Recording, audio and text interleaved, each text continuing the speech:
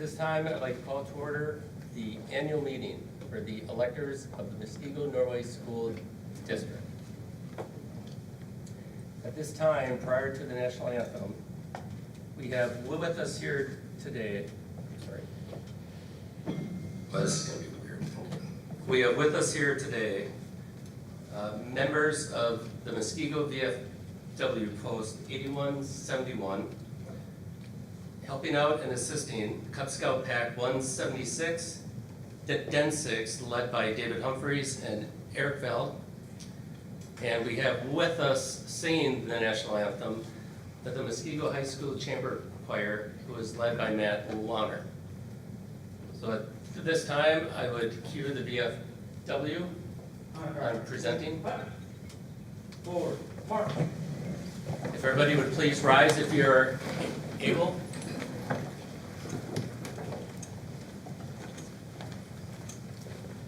Mark time, march. Color guard, halt. Left, face. Cover. Back up.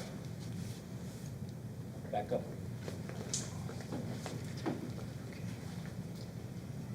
And Mr. Bonner. Present, horse. Oh, say, can you see by the dawn's early light what so proudly we hailed at the twilight's last gleaming, whose broad stripes and bright stars through the perilous fight o'er the ramparts we watched were so gallantly streaming, and the rocket's red glare, the bombs bursting in air, gave proof through the night as our flag was still there. Oh, say does that star-spangled banner yet wave o'er the land of the free, of the free, and the home of the brave, home of the brave. Order, horse. Good, good. Left, face. Forward, march.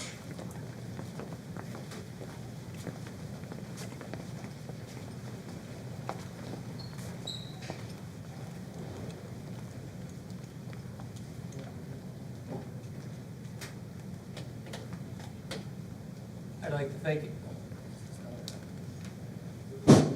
to thank again the Muskego VFW Post, the Cub Scout troops, and Mr. Warner, the Muskego High School Chamber Choir. Thank you all very much.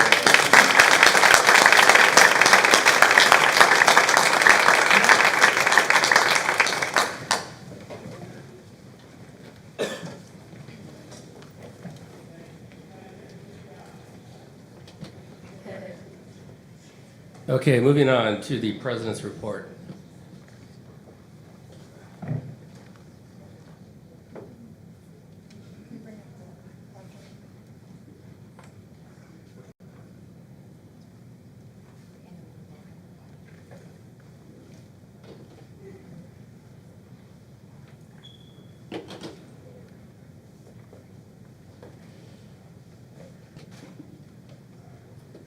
All right, well, good evening, everyone. Welcome to the Muskego Norway School District Annual Meeting. My name is Chris Buckmaster, and I am the District President. And with me tonight are Terry Boyer, our Board Vice President. Robert Bowman, who is our clerk, is unable to be here tonight. He had a prior commitment.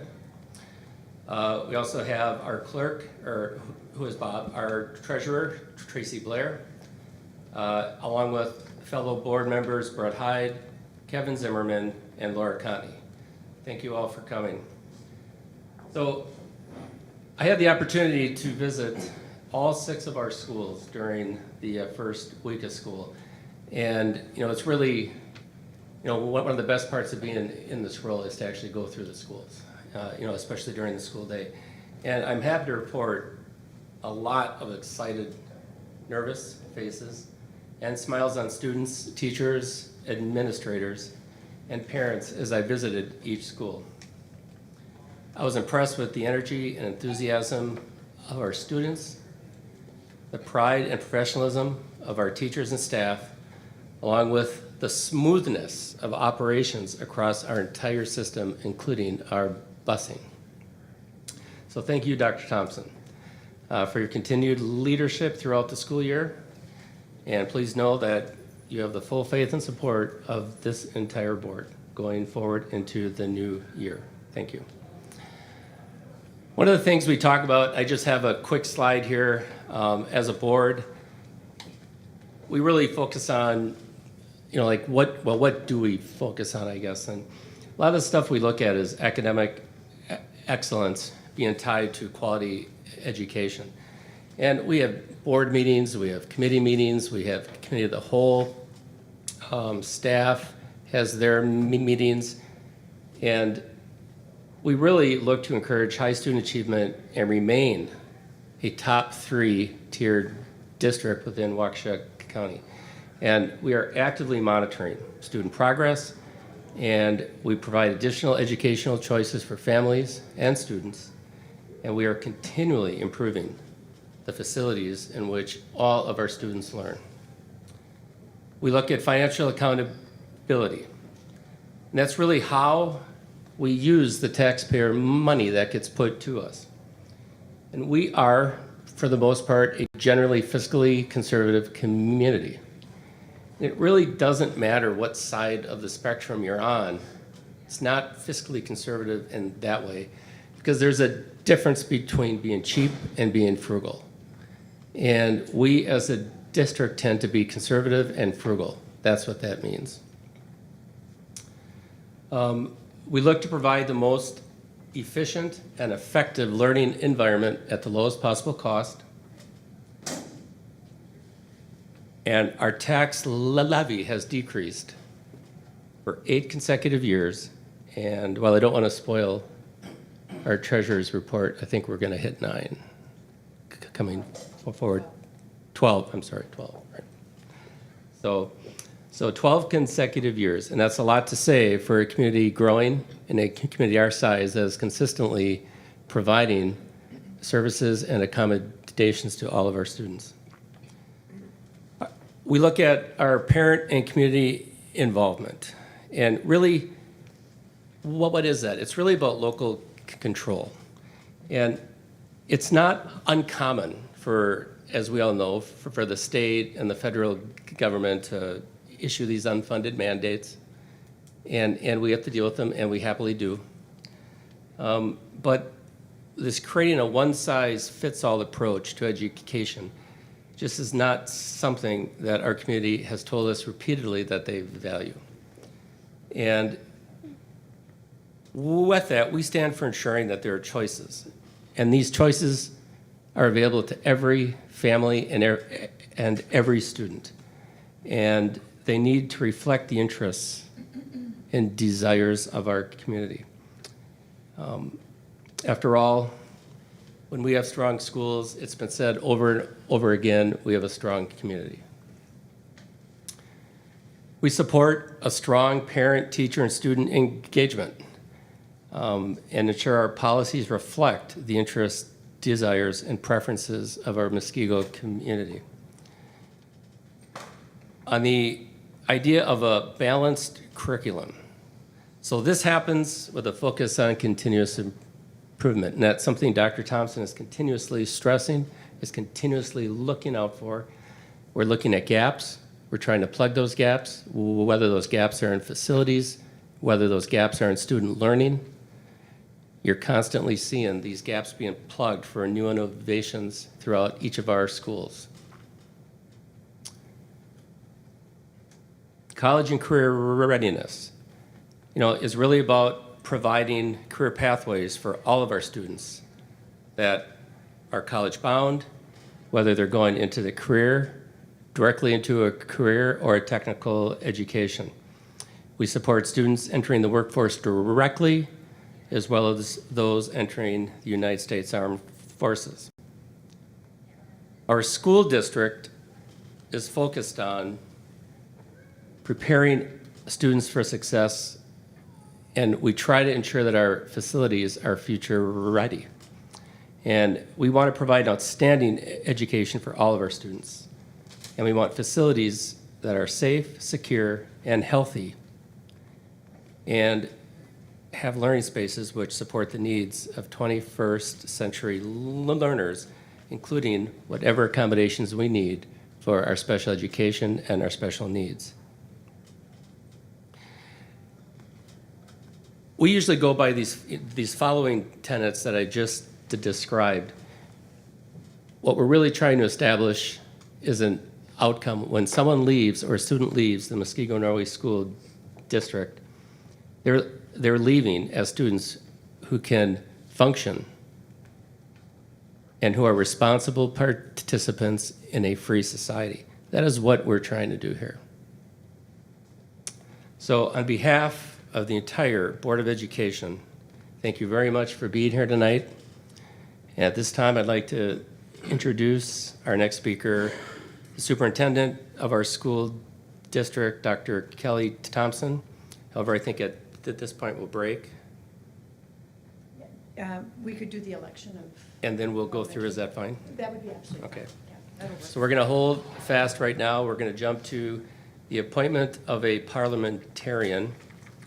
So there are specific rules that we have to follow establishing when we have an annual meeting, and that meeting is what we're having here now. And we need to appoint a parliamentarian. At this time, I'll appoint Terry Boyer as the parliamentarian and Brett Hyde as the associate. Do you accept those Yes. appointments? Thank you very much. So let the record state that our parliamentarian is Terry Boyer, along with the assistant Brett Hyde. Election of a meeting chairperson. At this time, anybody on the board can speak too, because we are also obviously residents of the community. However, we always prefer these come from someone outside of the board. So at this time, I will ask for a nomination for chairperson of the meeting. That does not have to be me or anyone on the board. Yes. I would like to nominate you, Chris Buckminster. And could you please state your name and, Deb Schrader, S79 West 19178, River Oaks Court, Muskego, Wisconsin. thank you. So there's a nomination for Chris Buckmaster. Are there any other nominations for chair? Are there any other nominations for chair? I have to say this 3 times. Are there any other nominations for chair? Hearing none, the nomination for chair is closed. We have one nomination for chair, Chris Buckmaster. All those in favor, state by saying aye. Aye. Any opposed? All right, the ayes have it. Mr. Buckmaster is elected the chair. Thank you very much. What time is that? You have to record the time of that. 19. Okay, moving on. Superintendent's report. Dr. Thompson. All right. Thank you so much. All right, this is just a reminder. Well, good evening, everybody. Superintendent Thompson here. Just as a reminder of our long-term strategic plan. So Chris mentioned a number of the areas. We focus on student learning and engagement in the areas of academic performance, engagement, and the college career and ready. So this long-term strategic plan outlines a bunch of strategies that the board has adopted in 2018. We also have an area around highly effective personnel and expert teaching and strategies that go along with that. and sound stewardship of community support. So this is the long-term strategic plan. It outlines our vision, our mission, our values, and our commitments, as well as those 3 areas that we're focused in on. Every year then, we have an annual strategic plan that we call an Eye on the Goal. And we, same 3 areas of exemplary student learning and engagement, highly effective personnel and expert teaching, and then the sound stewardship, with that overall focus, as Chris had mentioned, continuous improvement.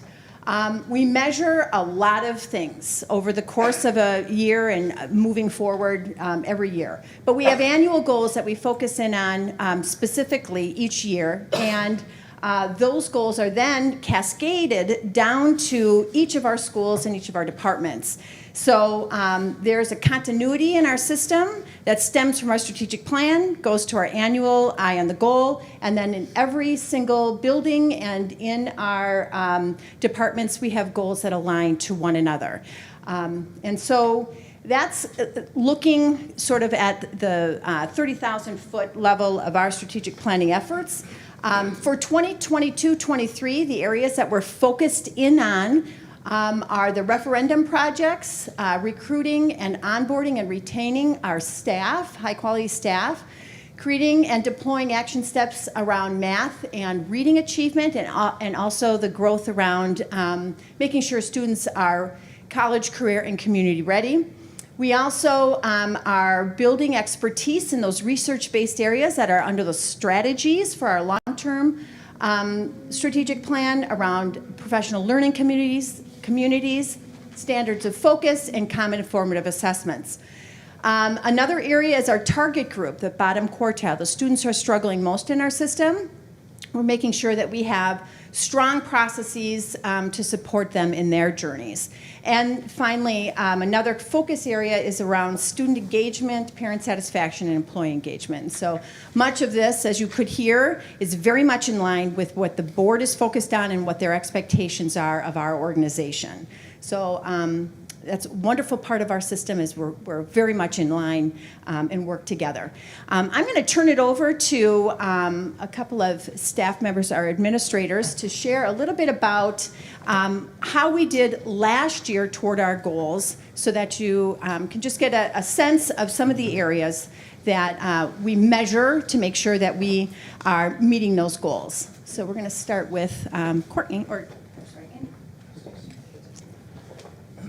So in the area of exemplary student learning and engagement, we have the ongoing goal to be in the top 3 in Waukesha County in the areas of ELA and math achievement.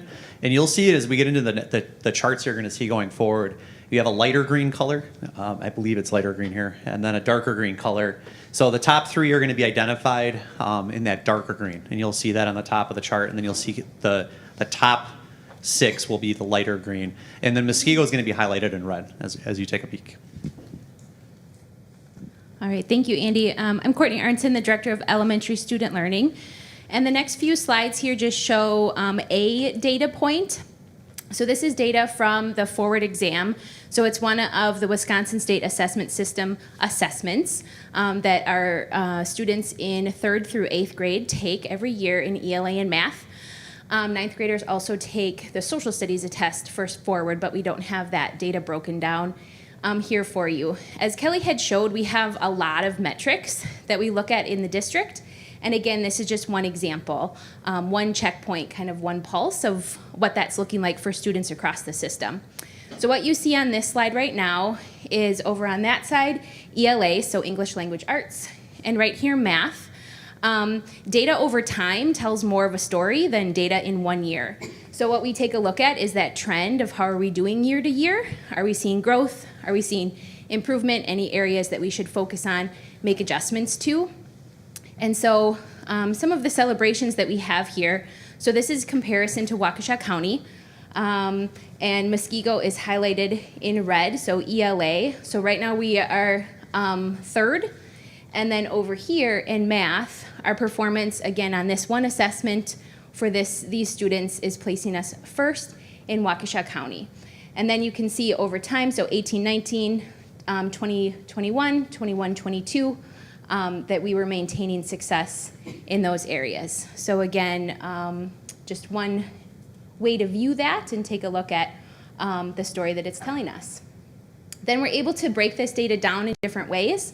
So this slide is showing similar information, but this would be disaggregated for students with IEPs. And so again, we have English language arts over on that side.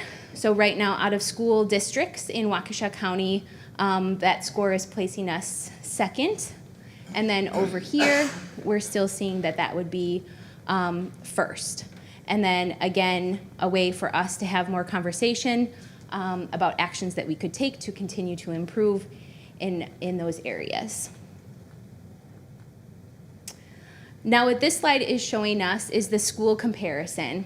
So we have out of 58 schools, and I'm sure that's small for those that are further away, where Muskego, Norway is. So this is elementary school comparison for English language arts. And again, we would have that top third and then the median in the lighter green. And so we have all of our schools within that top median. And then again, taking a look at this from year to year. We usually see some movement out of 58, and we know that students are different from year to year, and starting that conversation. But again, really great celebrations as we look at this one point of data. And then this would be that same information, the school comparison for math. So again, high performance in the area of mathematics for our 3 elementary schools. Also celebrating that we have that first and second place as well, but all of our schools in that top median range. And now Andy will take over.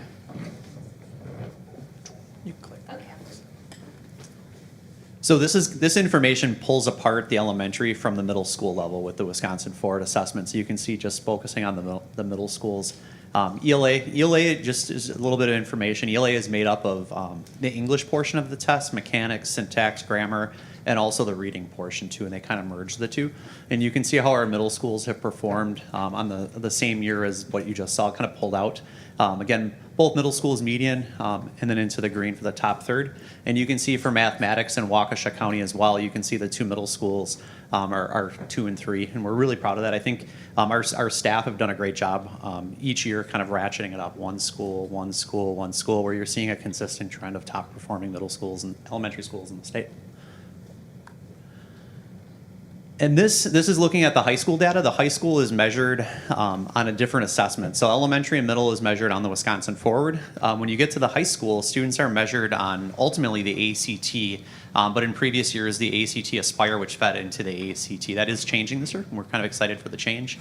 You can see overall, our high school was 22.3, which is 3rd in Waukesha County. That is the highest score the school has ever had since we've gone to every junior taking the ACT. That's pretty exciting. Then you can also see as you desegregate the data, and we look at a number of different groups to make sure that we're really reaching the mark for every one of our students. One of the groups we track the closest is the ACT students with IEPs to make sure that we're helping the students that need the most support. And you can see that we were 3rd this past year, just a couple of tenths actually out of 1st place. And that is a trend that you'll see real consistently over time. Our students with IEPs do a great job on the ACT.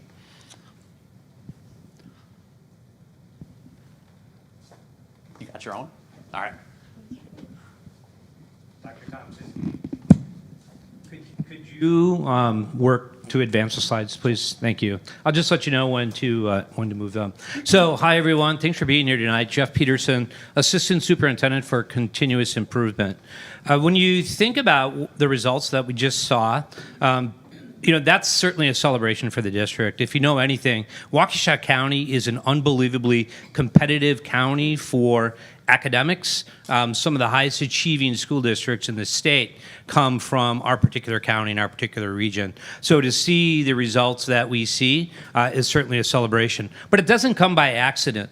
It really doesn't. It comes through the intentional efforts of the adults that work with our students every day, and that's another celebration. We truly have highly effective staff, and we certainly focus on that. Growing our staff capability and their capacity to better serve our students. And you're seeing that in the results from year in and year out as our results continue to trend in a very positive way.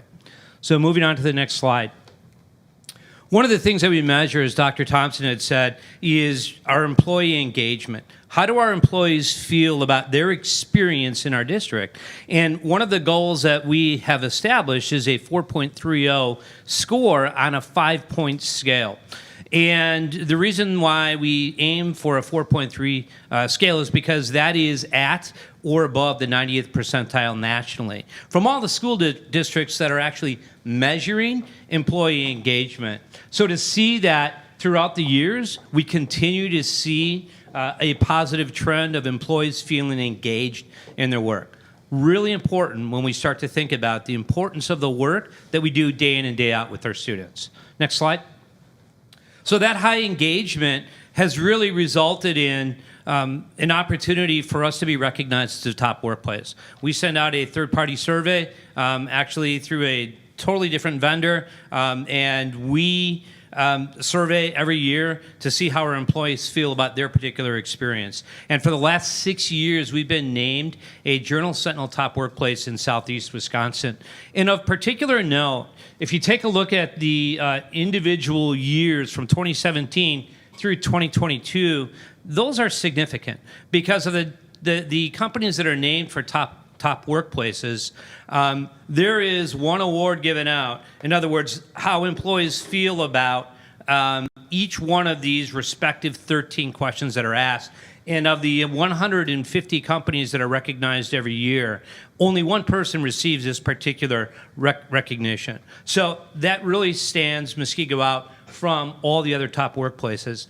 And specifically, 2017, 2019, 2021, and 2022, our employees responded more positively than any other top workplace about this statement. My job makes me feel like I am part of something meaningful. When Dr. Thompson was talking about the strategic plan, people have a connection to it.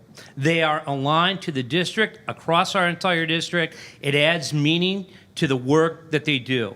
In fact, there is nothing more powerful than changing the lives of the students that we serve each and every single day.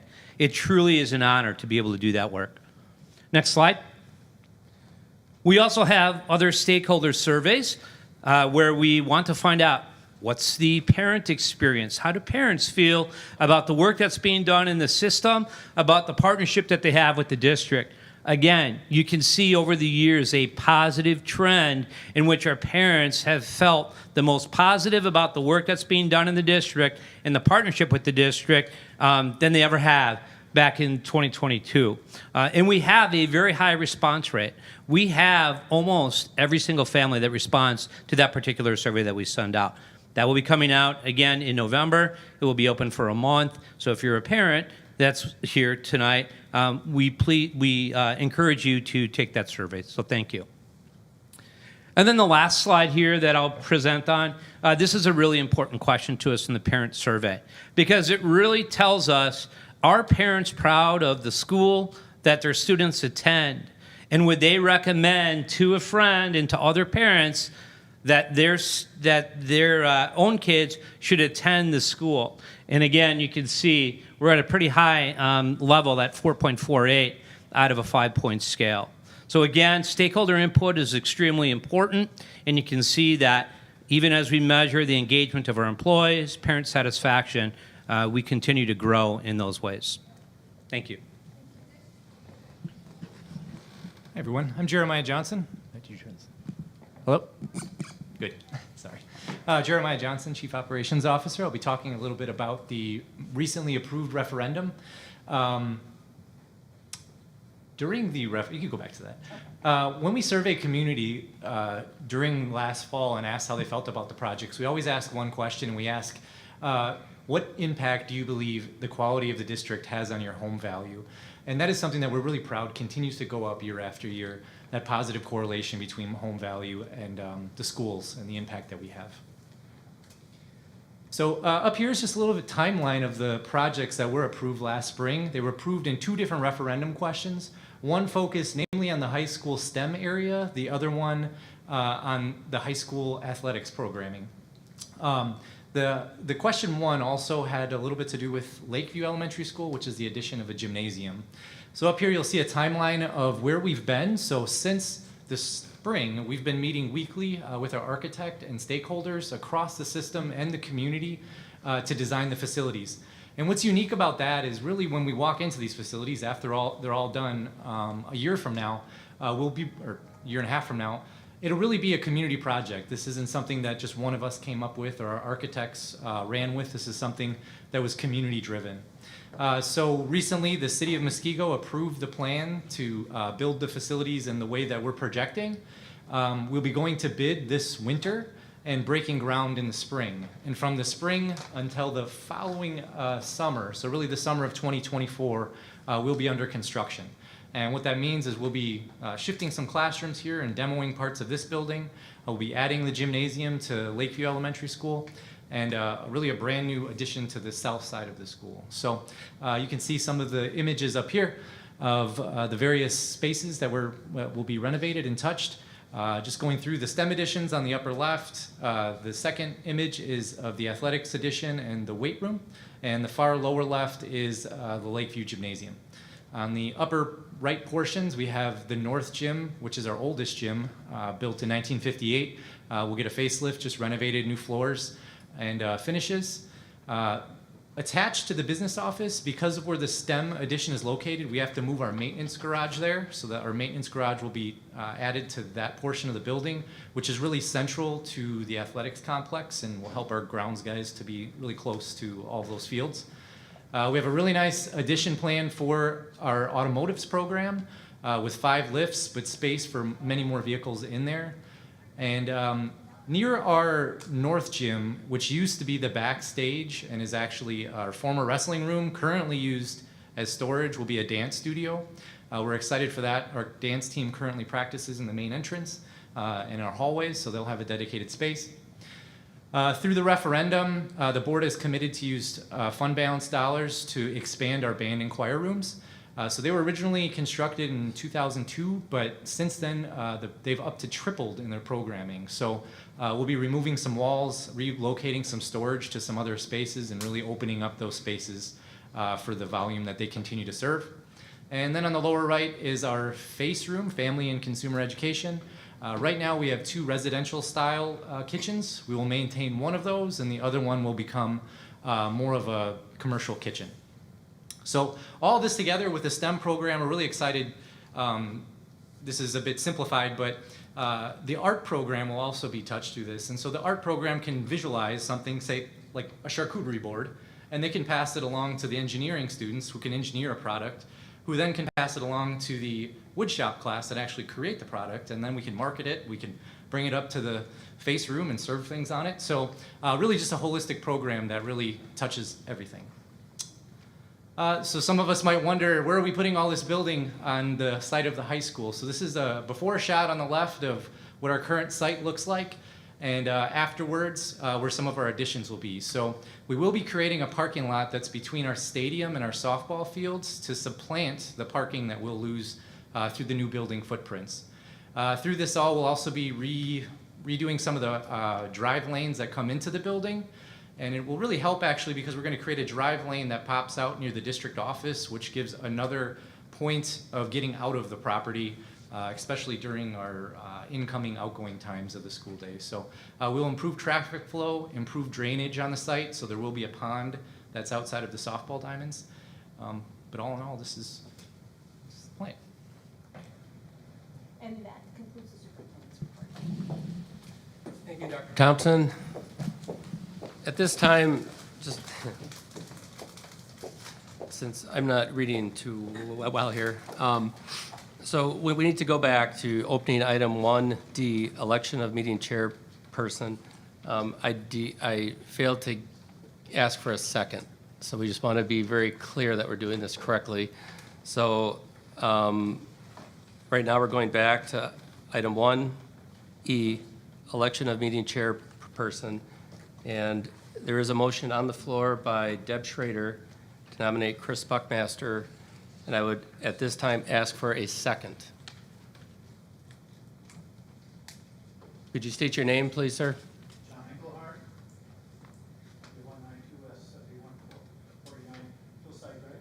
Thank you, John. All right, so a motion has been made and seconded. And at this time, I will ask for another vote. All those in favor of Chris Buckmaster being the chairperson of the meeting, state by saying aye. Aye. Any opposed? All right, motion carries. Thank you, everyone, for your patience in that. All right, now we will move on to item 1G, the treasurer's report. Mrs. Blair. All right, on July 1st, can you hear me? No, sorry. Here we go.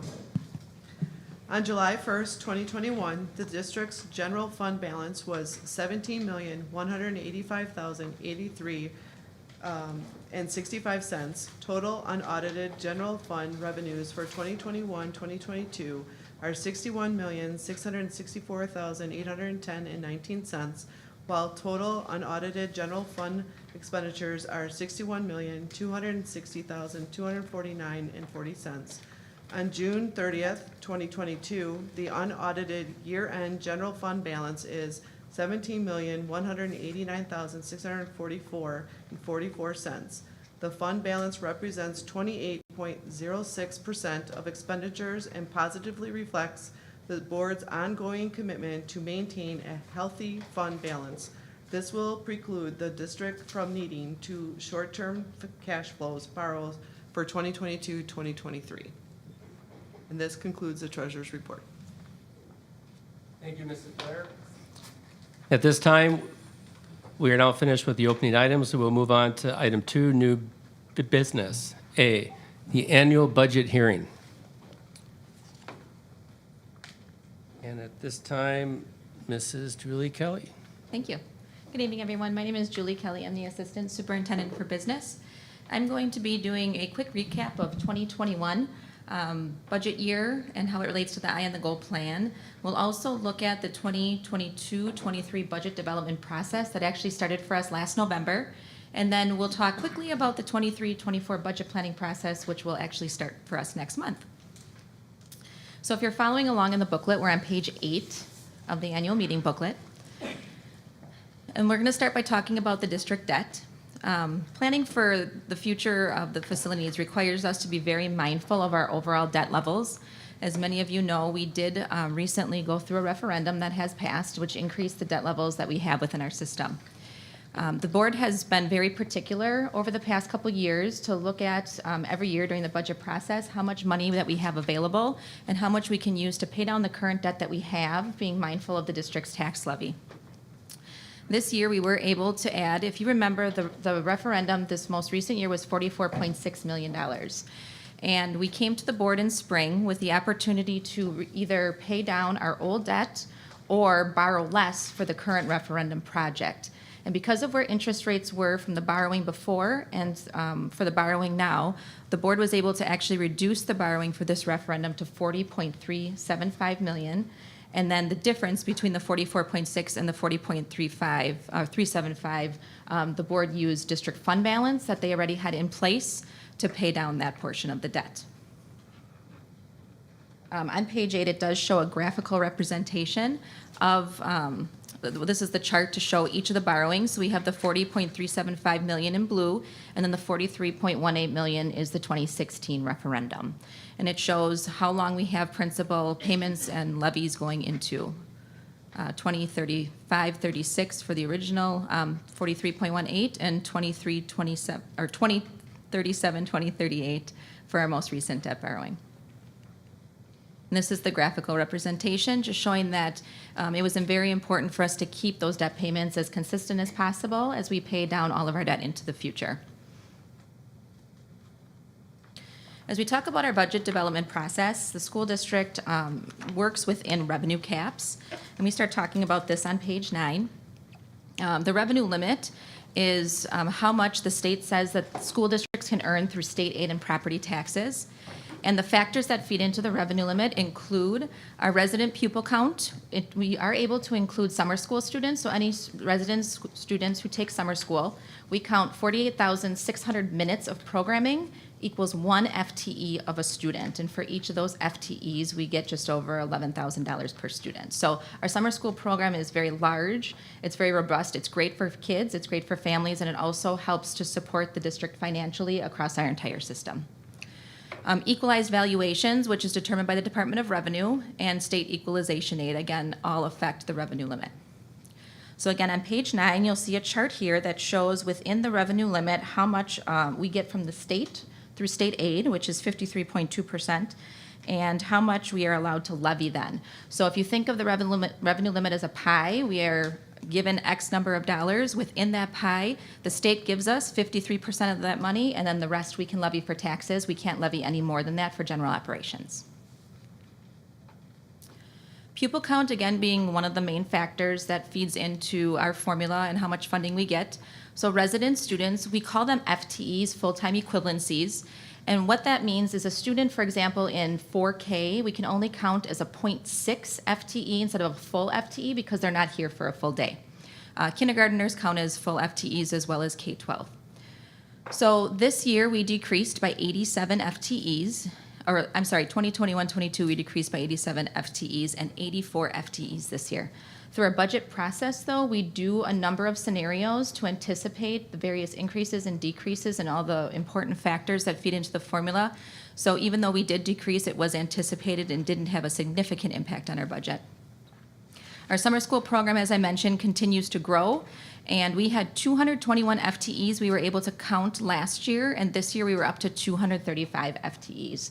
So again, a large number of students taking programming throughout the summer as well. This is our resident enrollment trend graph, and you'll see this on page 10. This shows how our enrollment, it does go up, it goes down. We've seen a little bit of a decrease. So we anticipate, again, those ups and downs as we go through the budget process. Most recently, we're seeing a little bit more of a decrease, but the way the revenue limit formula factors in for us, it's a 3-year rolling average, so we don't feel that initial impact of those 87 FTEs declining. We feel a 3-year rolling average for that. Open enrollment is another way that we can earn revenue within our system outside of that revenue cap. And so in 2021, the district had an increase of 9 students overall.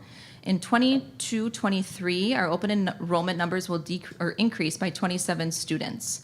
The funding for open enrollment is $8,224 per student. So again, we're not getting the full value of what we would get for one of our resident students, but by bringing in open enrollment students without adding staff, we're able to bring in additional funding to help support the overall budget.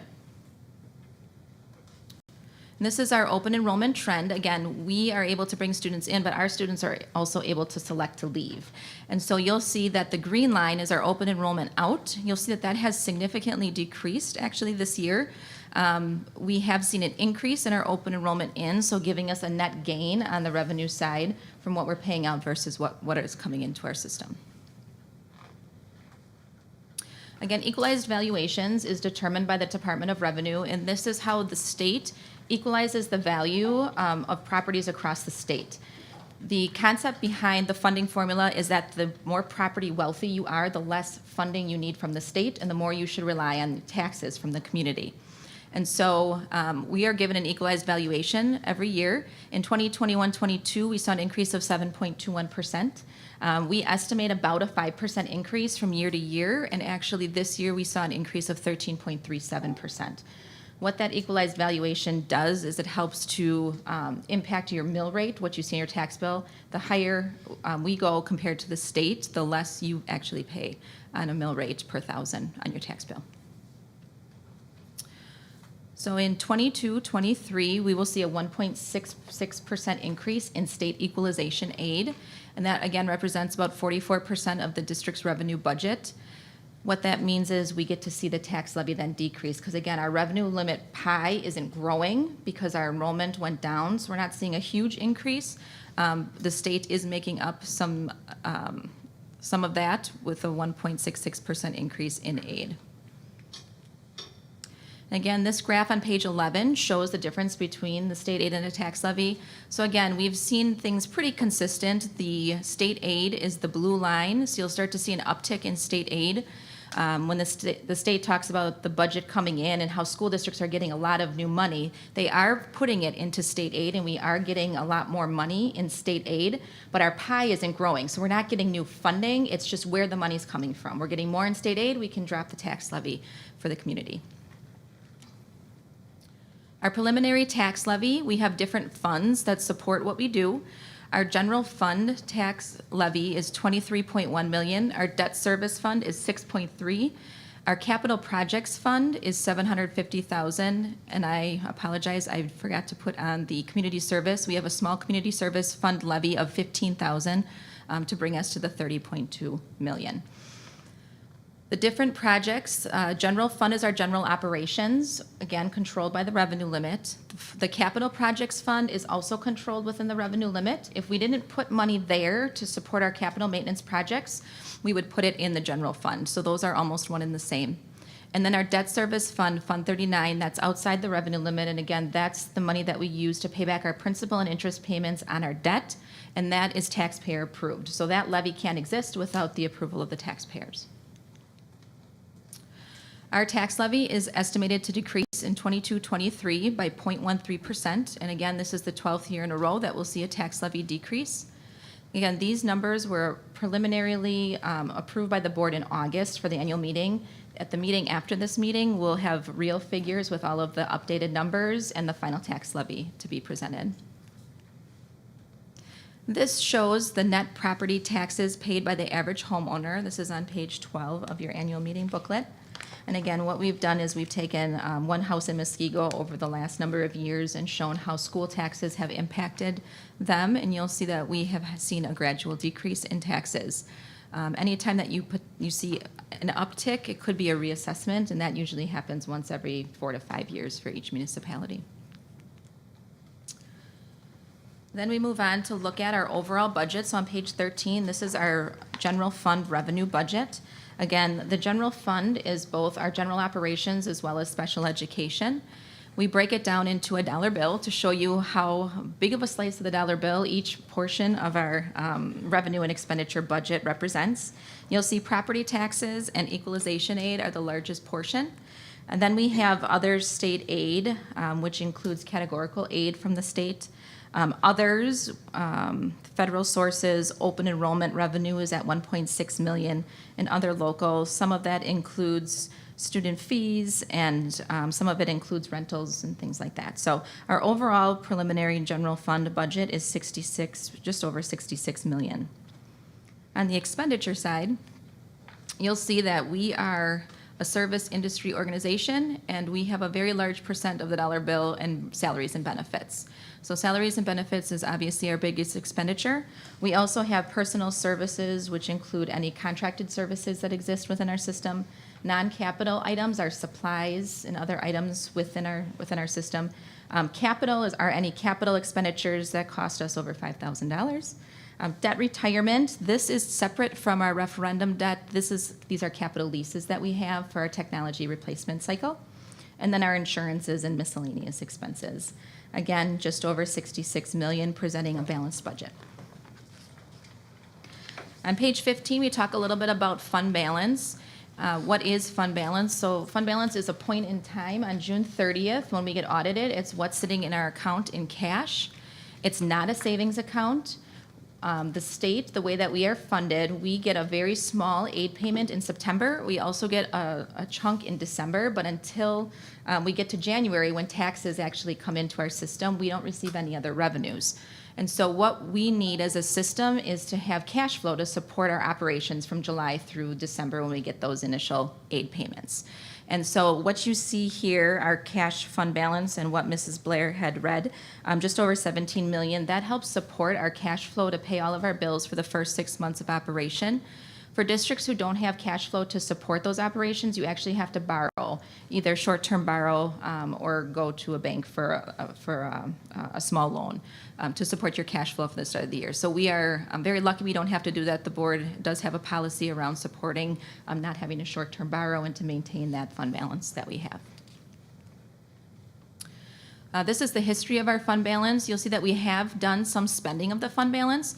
We don't want to use it for operational purchases because the next year those operational expenditures will still exist, and then we'll have less money to support them. So the fund balance should be used for one-time funds. It does help in the case of emergencies. The board did commit a number of dollars of fund balance to support our last referendum project, as well as the swimming pool here at the high school, and other small projects as we've moved forward. They've also committed to using some of that fund balance over the next 2 years to support the band project as we work on the referendum projects here at the high school. So that's the 22-23 budget. Again, we'll finalize that at the next meeting in a few minutes. As we look at 23-24, a budget planning process does start in November. We use an evidence-based budget process. We also look at a zero-based budget process. We look at our eye on the goal plan, and we make sure that all of the resources that we have are very much aligned to the goals that we have set forth in that plan, so we're not using resources on things that we're not focused on. And so every year, our leadership team meets. We start in November, and we continue through the spring and into the summer to look at what resources are needed, what we need to change, what we need to add, and we start really building the budget from the ground up for the next upcoming year. We do put a budget planning calendar on the website, and that'll be posted shortly for the 23-24 year. And that concludes the financial portion. I'm happy to answer any questions. Being that this is an annual hearing, questions are allowed. Are there any questions?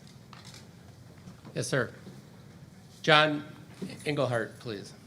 I was curious on the open enrollment, how does that work? I see you got revenue from that. Part of that is state, part of that is by districts. People are coming from other districts to be in our district. That is correct. District will forfeit money to us, or how does that work? Yeah, so the state sets the just over $8,000 per student that we get. The school district that's sending the student gets to keep a portion between what they would earn if that student was stayed in their system as a resident, and then they lose that $8,000 that comes to us. So the funding does follow the student at that level. So will we likewise have some students that go to other districts? We do, yes. Is that a wash for us, or is there a gain? It's actually a gain. We have just over, I believe, 150 open enrollment in, and I think this year we're down to 119 out, so, yes. Are there any other questions? Yes. Do you want me to? And Zelke, please. Yeah, Yes. W151, SA108.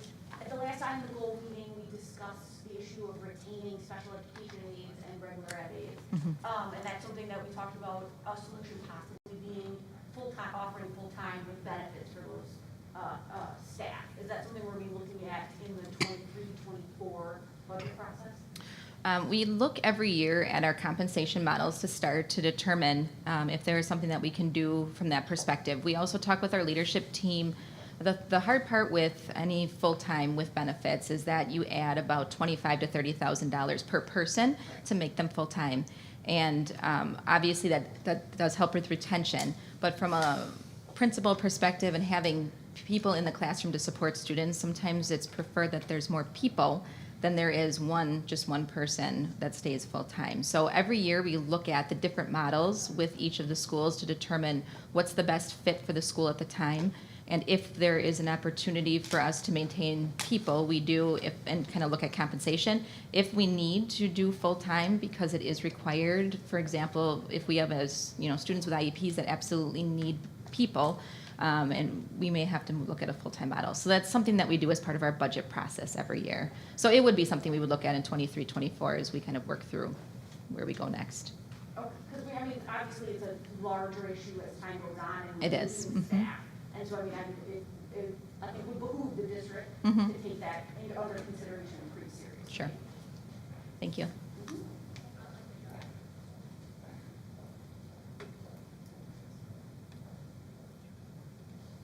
So it's benefits and pay, right? And? To make them full-time. Full-time.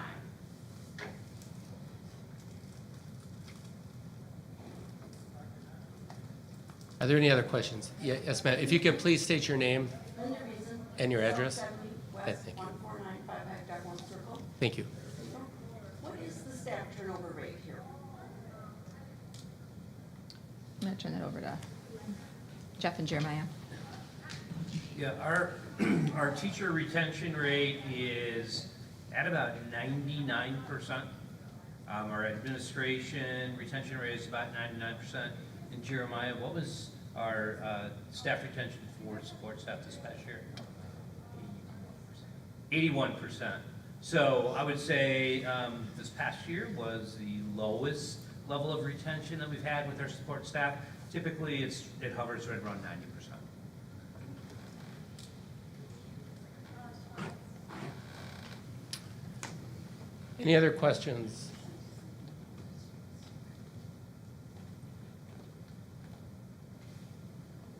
Next question about the ELA and math charts that we saw about. Sure, if you could just state your name and address, please. Allison Heyman, S95, W12958 Erie Garden Court. Thank you. I noticed that both the ELA and the math scores were both within that top 6, although math was much stronger than the ELA across the board. And I know that we're also piloting some new math curriculum. And my question is, if our math scores are already really strong, why are we looking to change that? And are we also piloting new ELA programs? Yeah, thanks for the question. I can respond to that. So the math pilot is taking place at the elementary level and then 5th grade as well. So our math standards kind of span that grade level, even though our 5th graders are at the middle school.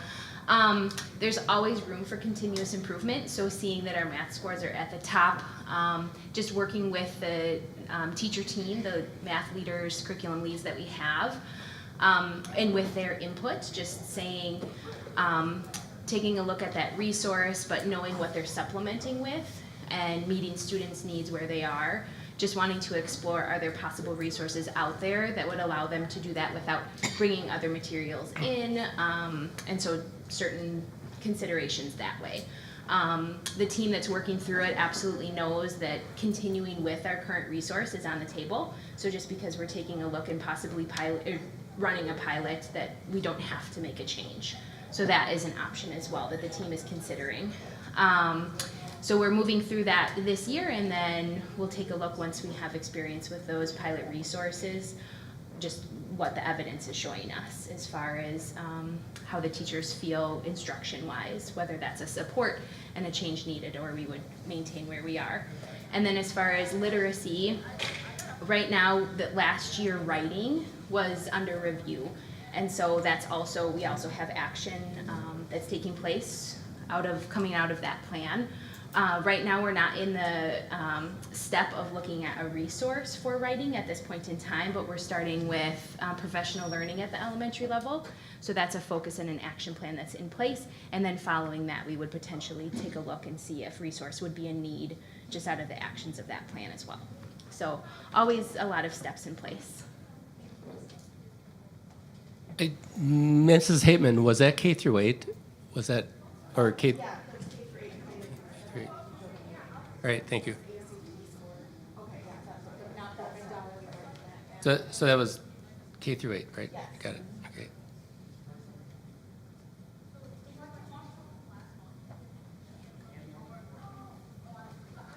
Yes, ma'am. Another question. Rachel Meyer, W145S6975 Brentwood Drive, Muskego. I have a additional question about the curriculum. What is the cost if you, of implementing estimate-wise, a new math program? So if one is selected, what would be about the cost of switching to that? That is a great question. I can get that information for you. It may depend on the resource. I would hate to kind of ballpark that and then not be accurate with the information, so I can for sure follow up and let you know just kind of on average what that would look like if we were to make an adoption. It would depend on materials, and so sometimes you can adopt something new but look for online materials versus purchasing hard copies of materials. So there are a lot of kind of choose your own how you want it to look, as well as professional development. So whether we were to facilitate our own professional development with a change, or take something that that company or resource would be providing, which may come at an extra cost. So there's a lot of variables included with a possible change. So I would be happy to follow up and give you a better ballpark of an estimate of what it may be. So we're looking at thousands of dollars though.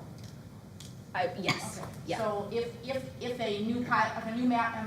was decided that a new math program was not needed, if they decided to stick with that one, that money would have already been budgeted, and that could be used to hire full-time support staff. So those dollars are within the teaching and learning curriculum. So we run curriculum cycles from year to year, and then dependent on what that change looks like at the elementary level or secondary level, then we still work within that budget depending on what other curricular needs would possibly be. And so that's also another reason why curricular areas are on a cycle, is because we couldn't make a change in all curricular areas across the board because we wouldn't have the funds to support it within the teaching and learning budget. Hey Chris, can they hear us on the recording, or do you need us to go to a microphone? It will sound better in the microphone. Okay. But I have an area mic that will pick you up. Okay, But all right, thanks. Any other questions or comments on the annual budget? Yes, ma'am. And regarding the teacher retention. Could you state your name again? Linda Reason, South 70 West 14955, Dartmouth Circle. Thank you. In regard to teacher retention, I think your numbers are out of line with other districts that I hear about. Can you give me some reasons or why is retention numbers higher than other districts? There are a lot of reasons. I think one of them I alluded to as far as the meaningfulness of the work that we do. The board has supported a strong strategic planning process, and the fact that that strategic plan has allowed us to align our work across our entire system, and it makes sense from one school to the next across our entire system, and that really cascades down from district level down to each one of our respective buildings. So that within itself has a strong meaning and a strong purpose for our staff. The other would be we make time as leaders across the entire system, from Dr. Thompson to myself to the people that are the leaders that are sitting here and our building level administrators, where we check in with our staff several times a year. We call it rounding, where we ask several questions of how our staff are feeling supported. Are there people that they would like to give credit to that are going above and beyond the work that we have aligned in our strategic plan? Do they have the resources to do their job well? And staff feels supported in the fact that I have a voice, I'm being listened to, and then our leaders recognize people that are going above and beyond. Those would just be a couple things. But I would say the number one reason, strong purpose, strong meaning to the work that we do. Are your salary counts, compensation packages in line with other districts, or are you surpassing, or there's got to be some benefit there as well? So your salaries and then also your benefit packages. Yep. So every year when we look at salaries, we do look at Waukesha County comparables to make sure that our salaries are in line with, our goal is to be at or above median. And so we do try to remain very competitive from a salary perspective. From a compensation view, our health insurance, which is a big piece to a lot of people, has done very well. We're a self-funded group. And so we are able to realize the savings from a more healthy organization. And so we put a lot of wellness benefits in place. We have an on-site clinic for our staff at very no to low cost. We do offer a number of benefits from that perspective. We have a 403B match program for anybody hired. We have different retirement tiers, kind of grandfathering those who have been here, but then introducing more of a matching program for those newer to the district. So we do remain very competitive from a salary perspective. We do make sure that we're aligning our benefits to meet our staff needs, and I think that that's really important. We also go building to building in addition to that, and before usually every board meeting, and if there are concerns around some of those things at the beginning of the year and at the end of the year, people are free to address those with us, and obviously we respond to those as necessary. So staff input is very important as well. Thank you. Any other questions?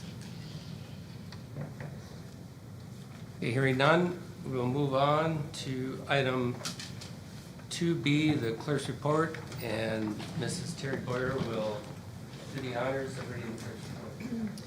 For 2022-2023, budgeted general operation revenues are $62,131,804, and budgeted general operation expenditures are $62,131,804, thus representing a proposed balanced budget. The tax levy projection based on the proposed budget is as follows. General Fund 10, $23,180,510.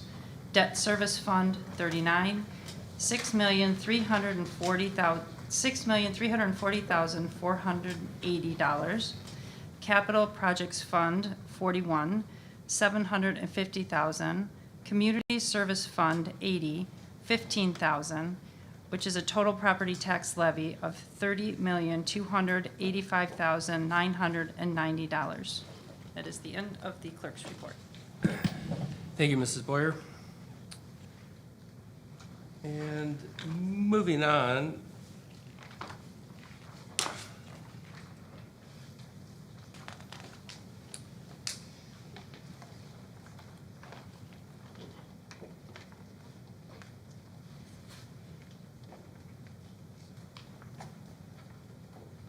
We'll move on to item 2C, continuation of Capital Expansion Fund 41. Chris, Yep. do we have to read 2B or 6B?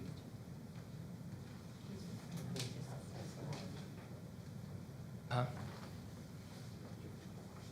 Oh, you're talking, this is the, We are reading the Yeah. motions now. yeah, I'm going by the agenda. Yeah, yeah, but you're correct, though. It's just the way it's labeled here. Nope, thank you.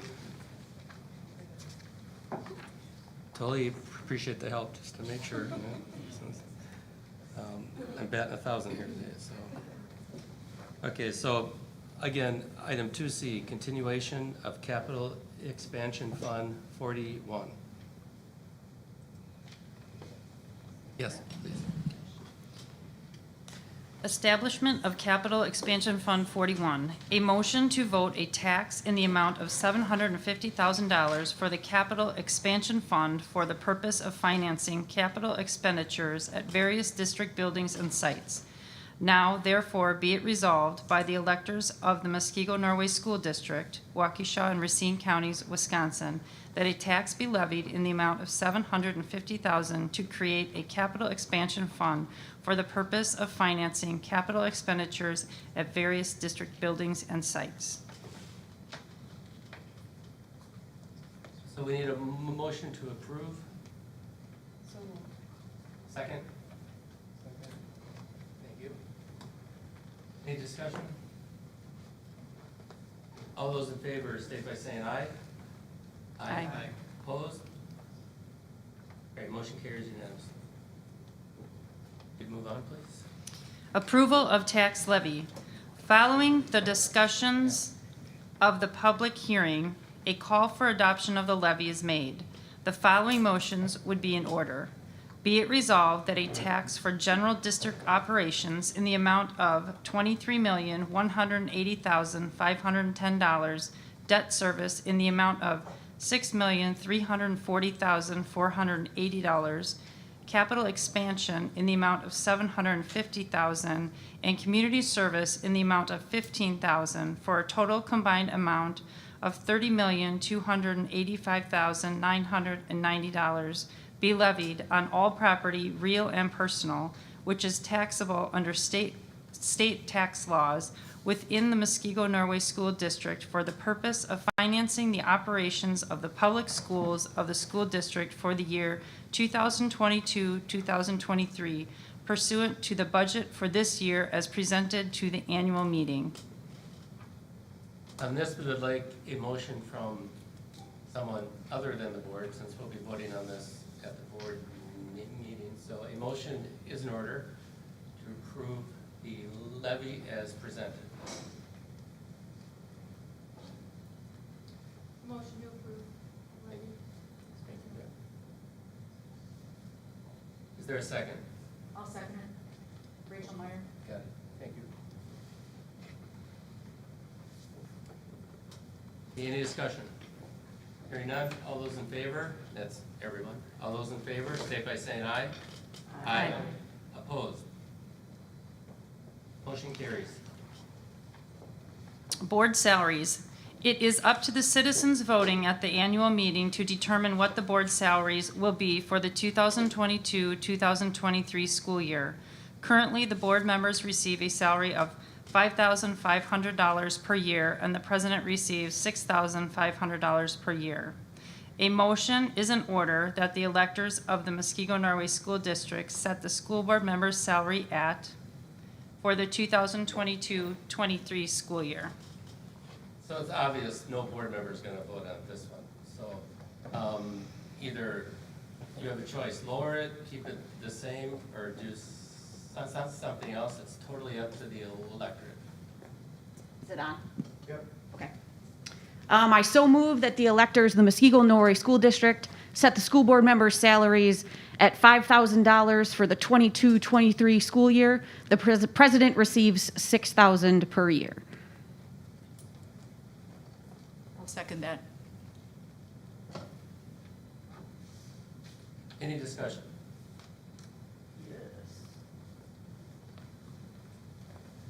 All right, so Ann Zilke, W151, S8108, Harvest Court. As you all recall, the electors voted to give you a raise at the previous annual meeting. The truth, in my opinion, is that you have not earned it. Last year at the annual meeting, members of our community, including myself, stood in this exact spot and asked that you be more responsive to our needs and our concerns. Not only did you not take our concerns seriously, with a few noted exceptions, but this past year you've been more brazen in your refusals to listen to your constituents and accept responsibility for your actions. Members of this board have continued their unprofessional attacks on teachers, administration, and taxpayers, online and in person. Furthermore, instead of focusing your attention on things that actually matter to our students and teachers and administration, you've chosen to focus your attention on manufactured culture wars. The truth is that the behavior of this board in the past year, with a few noted exceptions, has been nothing short of reprehensible. In June, when the newly reemerged Educational Services Committee rejected Julie Otsuka's When the Emperor Was Divine, you laid bare your lack of respect for our teachers and their professional capacity to choose appropriate curriculum materials for our students. And the truth is that the committee's decision to reject the book, your behavior at the meetings on June 13th, and each and every one of your actions in the weeks and months following the rejection embarrassed the district to a worldwide audience. Throughout the committee approval process, we sought transparency and clarity regarding questions and criticisms, and we received neither one. You refused to respond to a beautifully written petition signed by hundreds of community members, a letter from the Japanese American Citizens League, a letter from the editor-in-chief of Knopf Publishing, and a sincere invitation from the Heart Mountain Wyoming Foundation. After June 13th, we requested sincere follow-up so that we could begin to heal the trust you broke between the community and the board. You chose to ignore us. We also offered to put together a symposium of specialists in Japanese American history, incarceration, and culture. Again, we were ignored. Then you were given a chance to listen and meet community members and representatives from the AAPI Coalition of Wisconsin at our community teach-in in July, and you refused. Instead, some of you chose to look silly and impudent, standing outside the building with your arms crossed. The truth is that you missed out on a genuinely positive and informative experience. You missed out on an opportunity to learn and grow with us. As a result of your unresponsiveness, lack of professionalism, and continued lack of respect for our teachers and administrators, I will be voting to return your salaries to the 2020-2021 rate. With the money we're saving the district, might I suggest you donate it either to the English 10 teachers to make amends for what you put them through, or make a donation to the Japanese American Citizens League, the AAPI Coalition of Wisconsin, or the Heart Mountain Wyoming Foundation.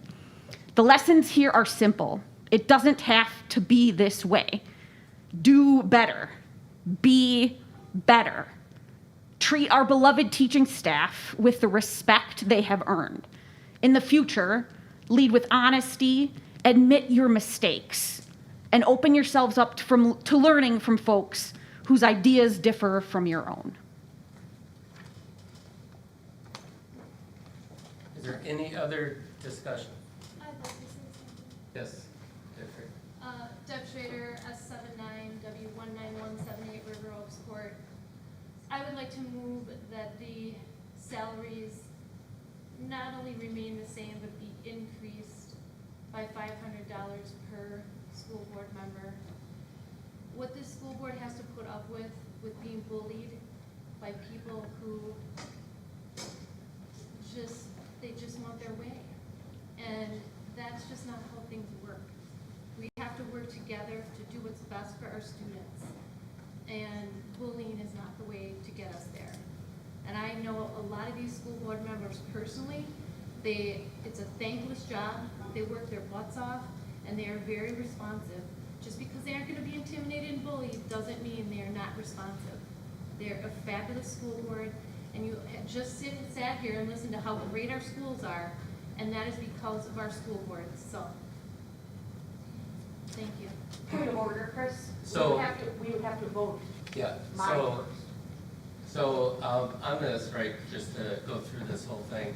So we have a motion on the floor, okay, and we have a second. And then there's discussion on that. And then once that is voted on, provided the person who made the motion and the second still agree to move forward, then that is voted on and recorded. There are obviously other motions that can be made after that and voted on, and like a few other ones, we could be here till 2 a.m., going back and forth. But generally, that's how this works. So you may have green light, and then you may have red light. I don't know what the ultimate outcome is, but we respect whatever those here tonight voting, including the school board. We are members as well. So that's the deal. So right now, is there any further discussion on the motion to set the school board salaries at $5,000 per year with the president at $6,000, correct? Correct. Point of order. Yes. I'm not sure if Mr. Schrader was offering that as an amendment to the motion, in which case we'd be discussing that and voting on that in place of the original. I'm not sure what That's a procedure good we're point. doing here. Mrs. Schrader, Yes, were that's you- how I meant it as the. So you're I offering would have that? to accept her friendly. No, Yeah. no, That's parliamentary. no, That's parliamentary. no. I would have to accept the friendly amendment. No. A friendly amendment, yes, but not a amendment to the motion, Right. which would need a second. And then so the way this would work, according to what Brett had said, if there's a motion made and a second, and then that's on the floor. If somebody makes a amendment, it's friendly if you accept it. If someone seconds that amendment, that is now under the discussion, not the original motion, but the amended motion, and you vote on that. So then can't I make an amendment to her amendment, and then we're just in this We're gonna be vicious doing that. cycle? Well, that's why I said, I mean, you could be doing this, yeah. So that's the deal, and that's parliamentary procedure, where you could be doing this all night. At some point, if it turns out that way, and it's the same motion, right, then it becomes disturbing. So I would just make the ruling that if it's the same exact motion going back and forth, we're just gonna vote once, pending no other different amendments. We would vote on the amendment, and then whatever happened there, and then we would vote on the original motion. And if the amended motion receives a majority vote, then, or if the amendment to the motion receives a majority vote, then that is now the amended motion.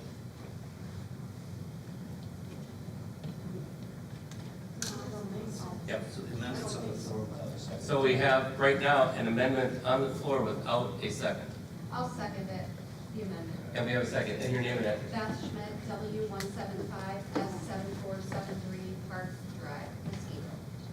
So now, Why don't we have a professional parliamentarian? we do. We have an appointment. I have appointed Terry and Brett. Right, didn't you pay somebody last year?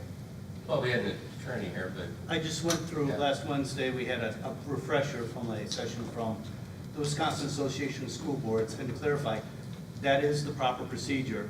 And then you can make a motion, and then once there's a second, then you can have the amendment. If there's a second, then you can proceed off that. Generally, you don't go any deeper because it gets too confusing, but after this amendment, which now has a second, is discussed and voted on, then there can be another amendment to modify as well, but it should be treated separately instead of trying to make a whole bunch of branches and trees. Right. So at this point, the best way to proceed is the current amendment to the motion.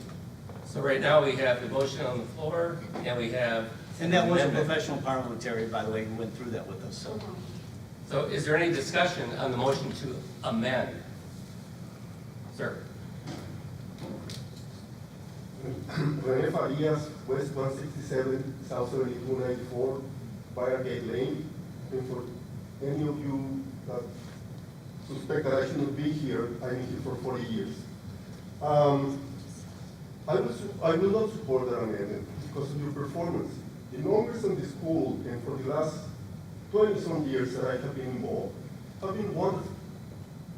The staff, the teachers, the administrators, what Mr. Peterson was talking about. I've been going through all those surveys. The schools are great.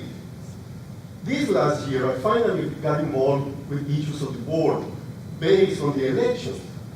When some of you were claiming things that don't exist, like the bully part, but other things, let me tell you about a few issues of performance from the board.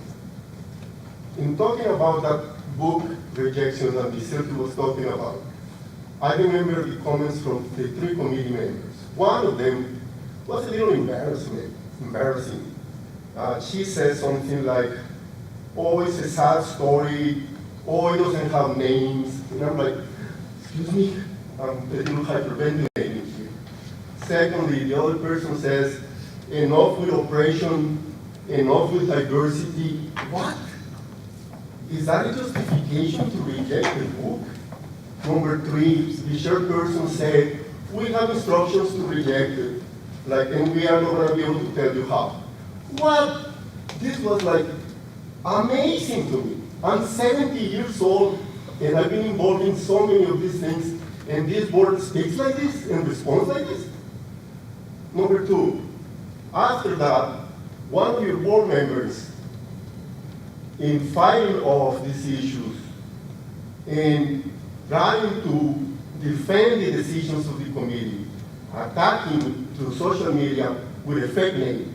That's unthinkable. How can we do this? And then, instead of officially the board responding, the mayor of the city had to respond for you. Isn't it amazing? What type of performance is this? And you want a raise? In my world, my 40 years in corporations, I probably would be fired. I'm going to give you number 3. In August 11, at the Suburban Bourbon Bar, ABCs of CRT. CRT, nobody knows, it's a weapon, it's a political weapon. Nobody knows here what CRT is, nobody teaches CRT. But all of you went, I was there, Mr. President, and I'll quote you when I left, basically because you didn't stand up for your teachers. Quote, ours may become the first civilization destroyed, not by the power of our enemies, but by the ignorance of our teachers and the dangerous nonsense they are teaching our children. In an age of artificial intelligence, they are creating artificial stupidity. You were sitting there in front. I never saw your hand. I object. My teachers are wonderful. If you are not here to defend the teachers, why are you here? I mean, this is a board of education dedicated to educate our students and to assist them in their development, and it seems like you have an identity crisis. You are intent in not educating. They don't want them to learn. Oh, the Japanese intermediates are so sad, or don't teach them that. Well, they have to learn. They have to understand those things. They have to develop their brain.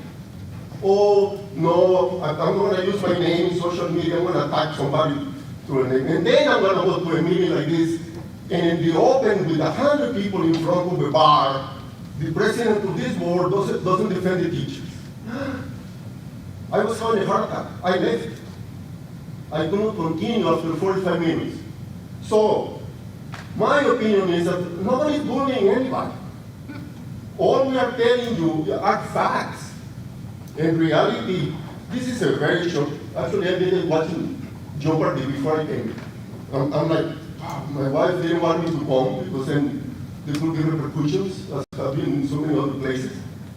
But I think it's very important for you to understand that the schools are doing great, that the staff is wonderful, that the kids are performing well. You are the ones that are not doing it. So don't put at risk of my 40 years of experience of great education in Muskego just because your ideology doesn't match what is happening in the schools. Thank you. Any other discussion on the motion to amend? Yes, sir.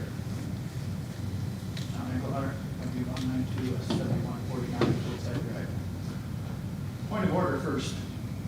These people are members, have a right to vote in this issue, this amendment, and so forth.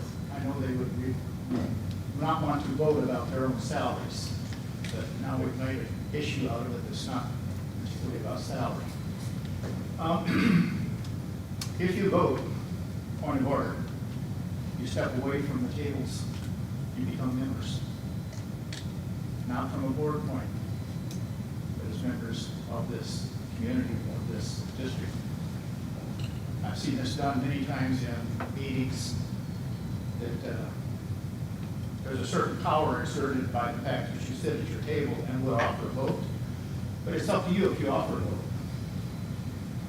Second point, because that is the numbers and there's a representation here, you're perfectly in order to move towards a vote, first on the amendment and then on whatever motion emerges from that.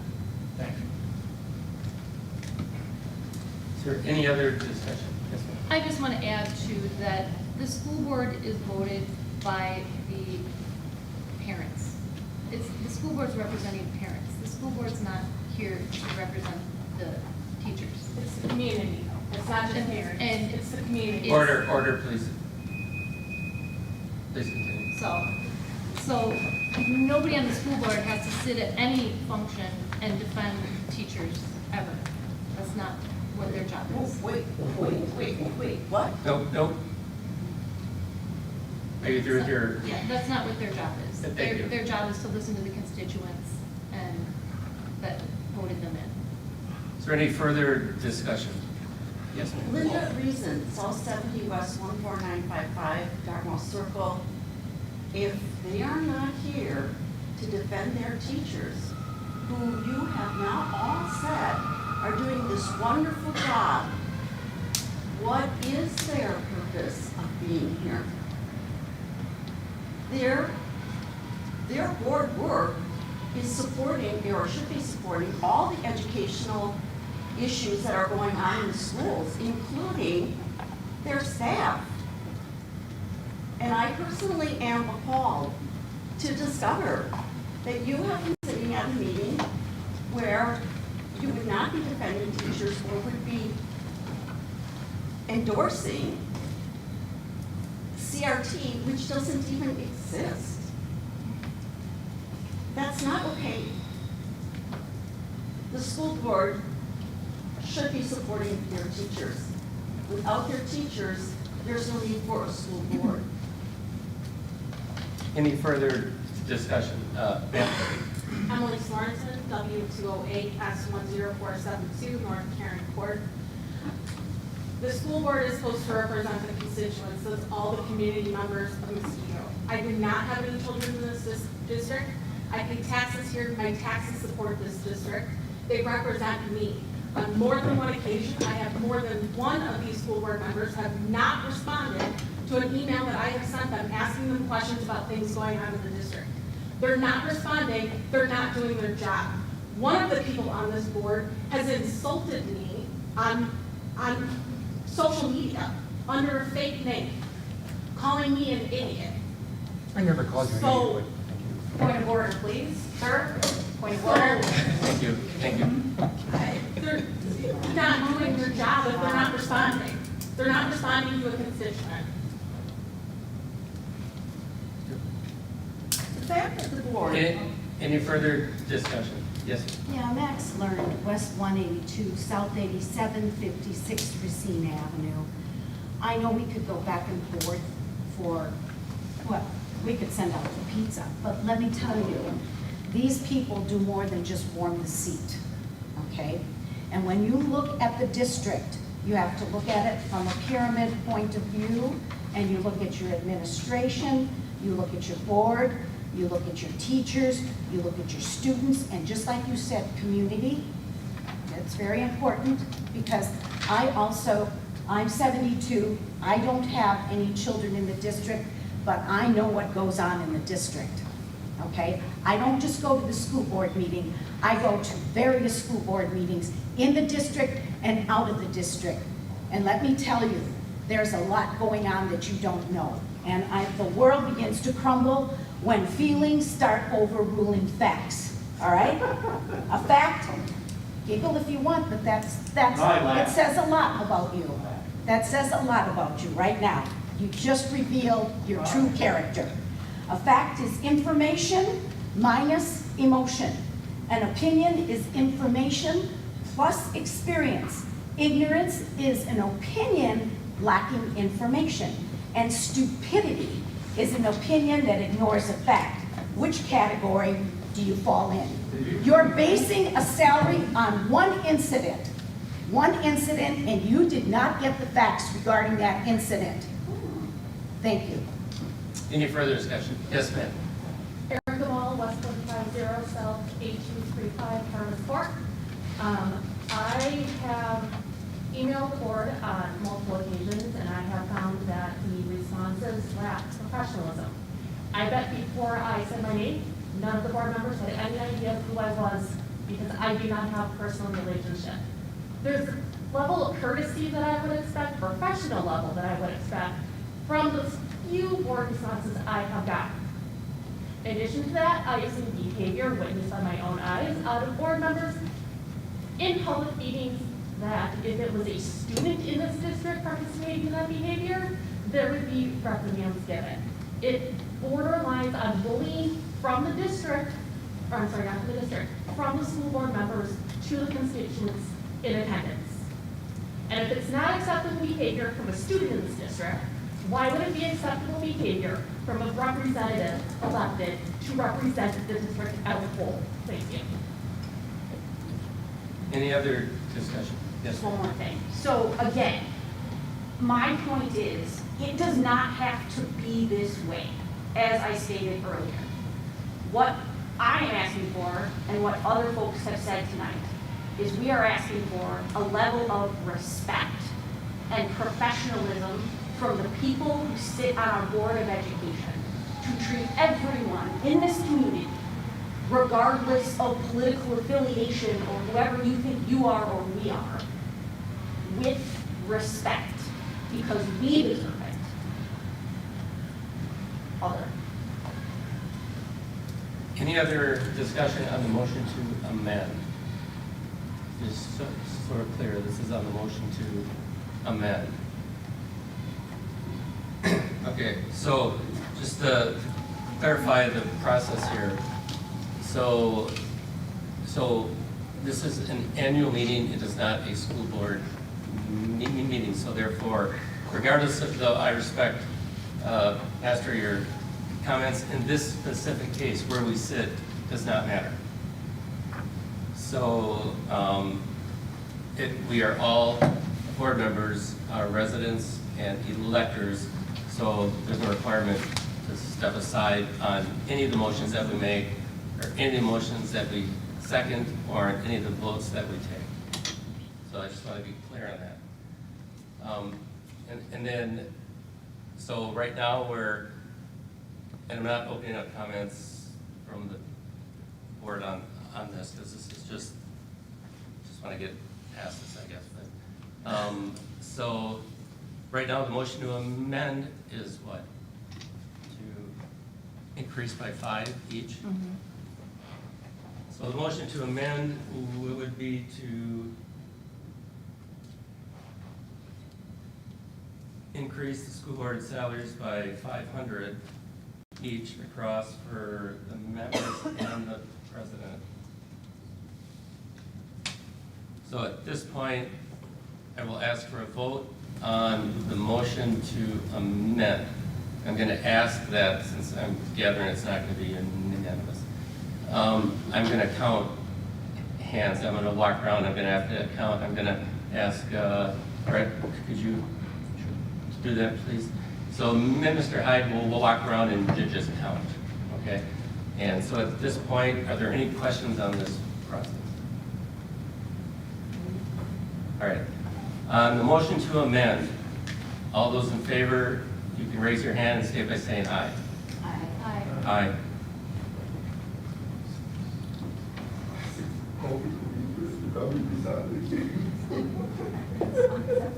We have 11.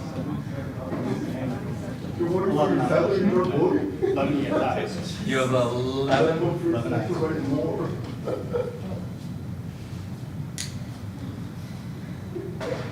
So we have 11 ayes on the motion to amend.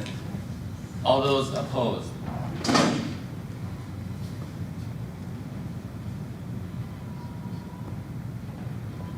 We have 12. 12. So the motion to amend dies by a vote of 11 to 12. So at this point, is there any further discussion on the original motion setting the salaries at 500? Was it at 5 and 6. 5 and 6? So I'm going to offer my own amendment. Absolutely. And I'm going to offer an amendment that the school district salaries stay the same as they were last year. Because I, for one, as a resident of the district, take dear offense to a lot of the comments here. And the most offending comment for me is the fact that someone objects to me being at a meeting.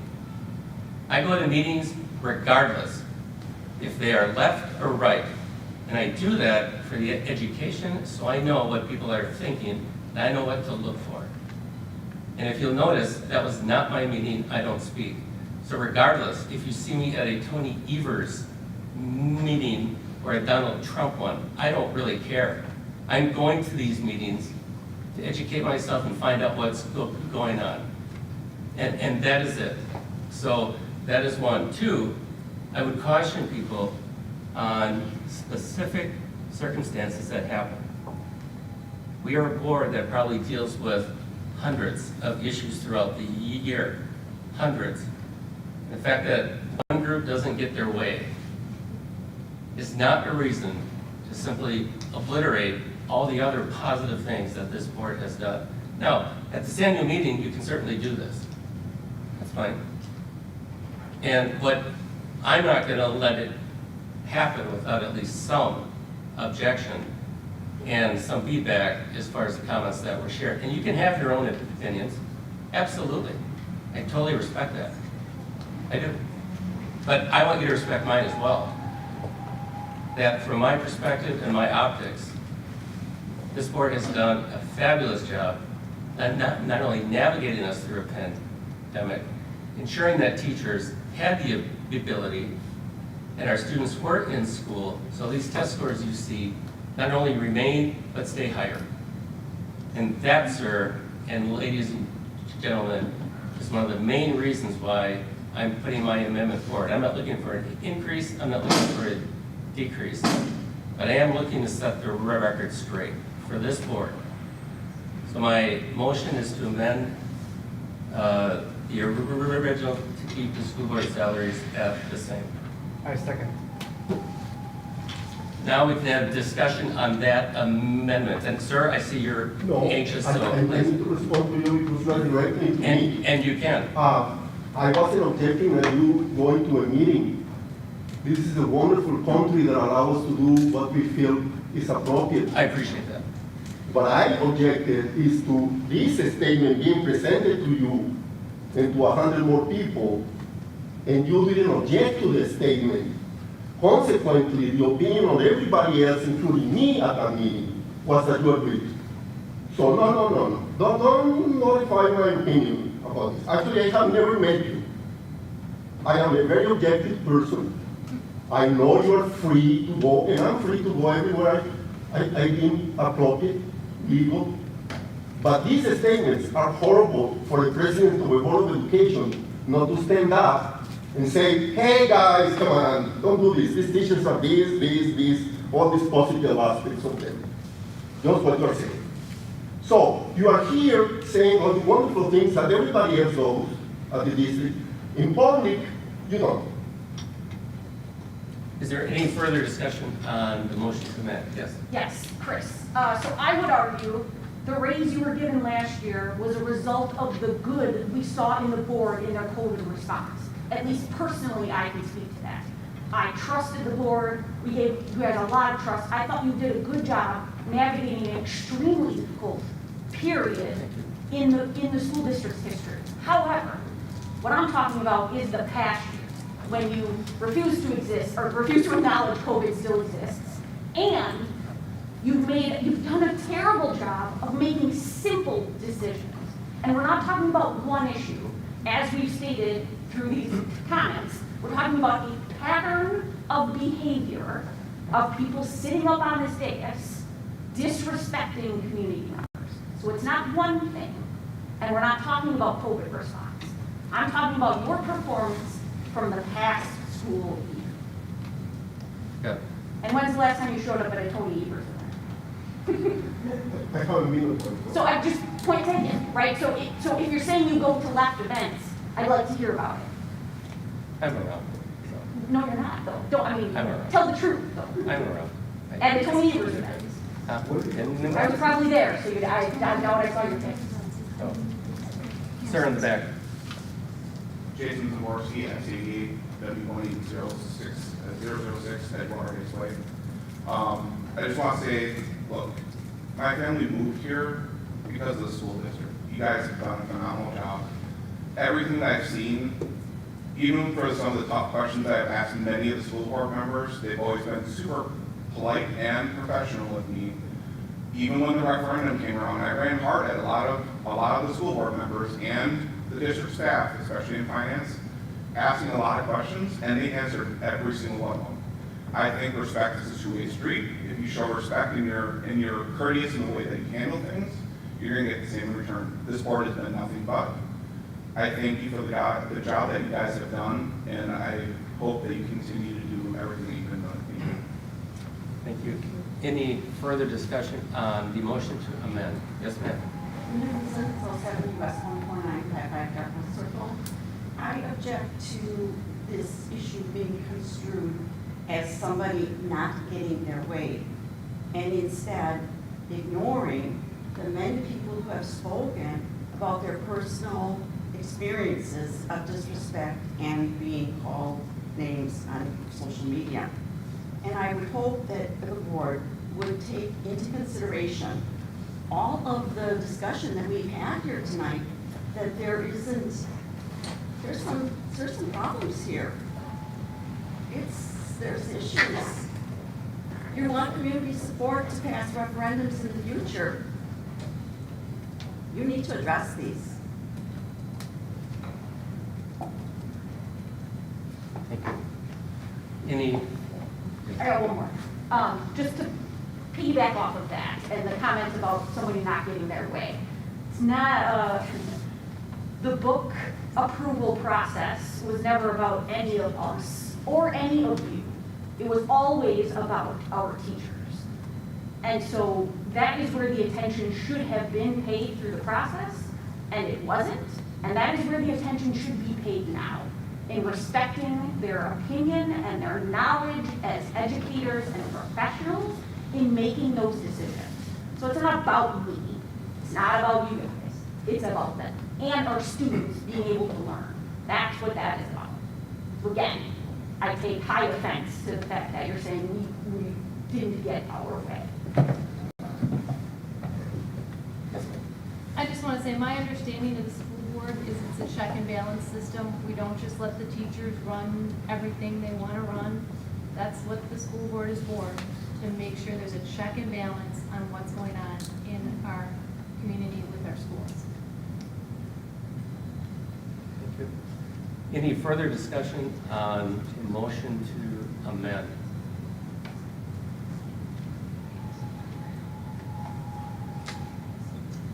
Okay, at this time, I'm going to ask for a vote on the motion to amend. Okay, thank you. And the motion to amend is to retain the school district salary, school board salaries to the current rate. Okay. At this point, all those in favor, raise your hand or state by saying aye. Aye.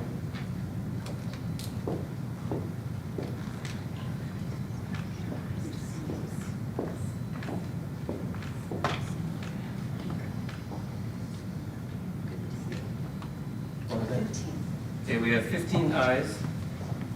Now, at this time, all those opposed, please raise your hand and state by saying nay. Nay. Keep your hands up, please.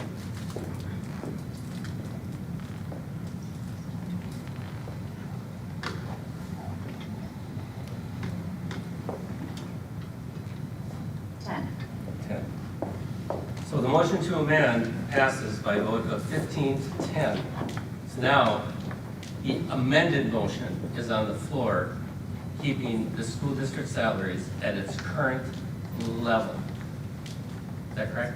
That's correct. Okay. So now, on the amended motion, all those in favor? Should we have some discussion? Oh, yes, we can. Just to make sure we're covering That's all true. bases. Is there any discussion on the amended motion? Thank you, Brett. We could. Yes, no, you're right. Is there, I heard somebody else out there, was there somebody? It's an annual meeting, so we want to make sure that everybody's heard. Call for the question.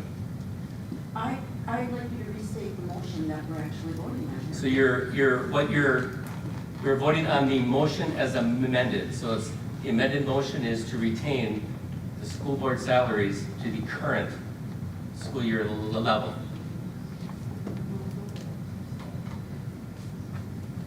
Call for the question. Okay, the question's been called. You need a second.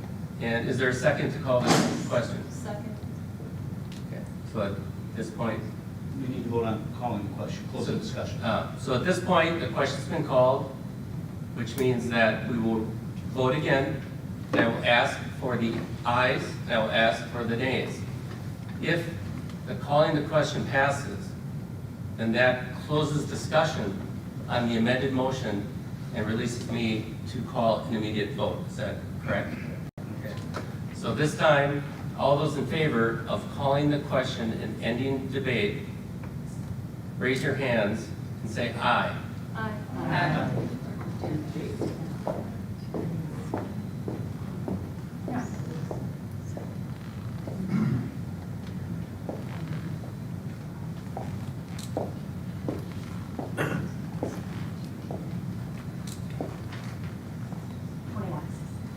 Okay, so we have 21 ayes. And at this time, I'm going to ask everyone who's against to please raise your hand and say nay, and keep your hand up high so we don't lose count. So all those opposed, state by saying nay.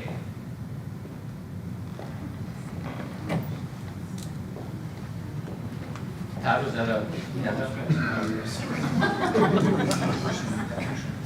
Yeah. Okay, so the motion to call the question passes by a vote of 21 to 0. So at this time, the question's been called. Debate is now over. At this time now, the amended motion is on the floor, keeping school board salaries the same. No raise, no reduction.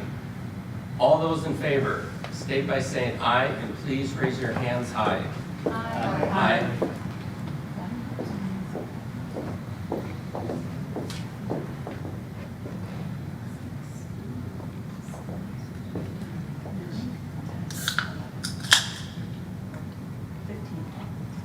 We have 15 ayes. And all those opposed, state by saying nay and raise your hand high. Nay.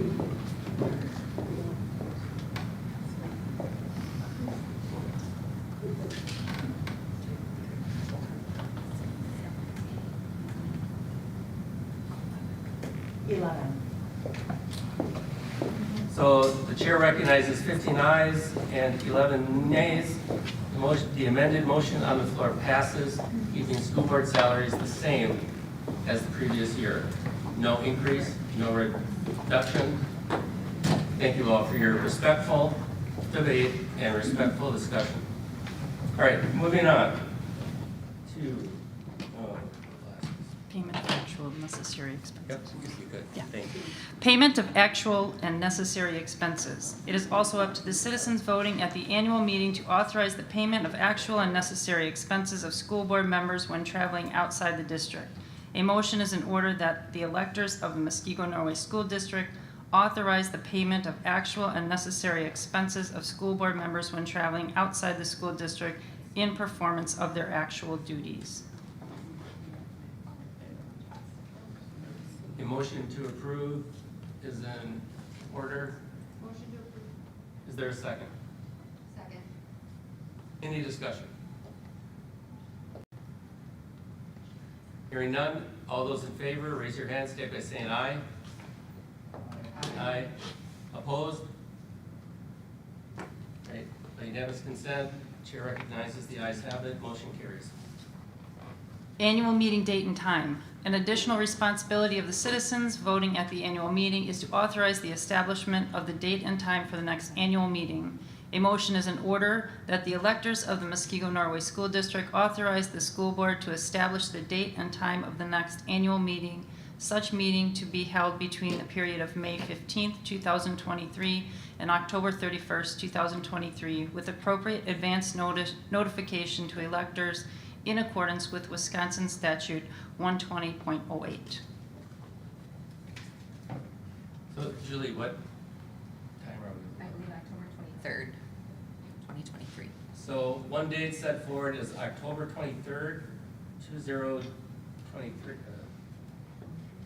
23.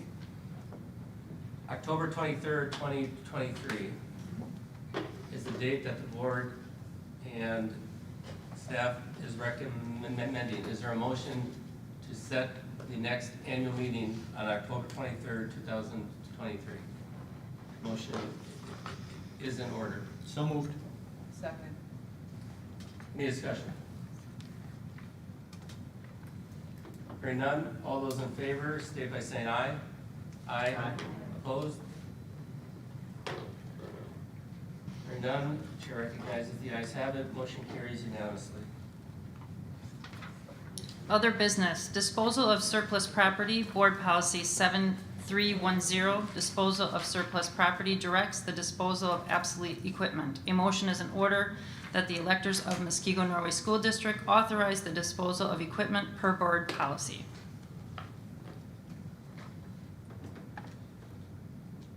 A motion is in order.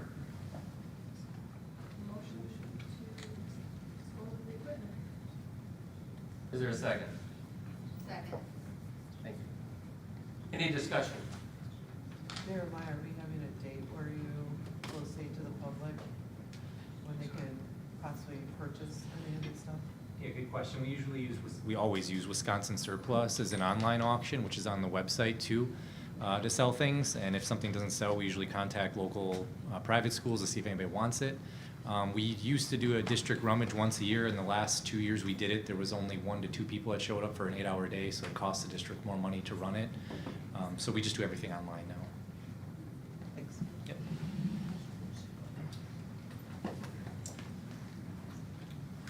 No. Oh, no. All right, any further discussion? Okay, hearing none, all those in favor state by saying aye. Aye. Opposed? All right, motion carries unanimously. All right, having no other legal or conforming business before this district's annual meeting, having been presented with no petitions as such, a motion to adjourn is in order. Second.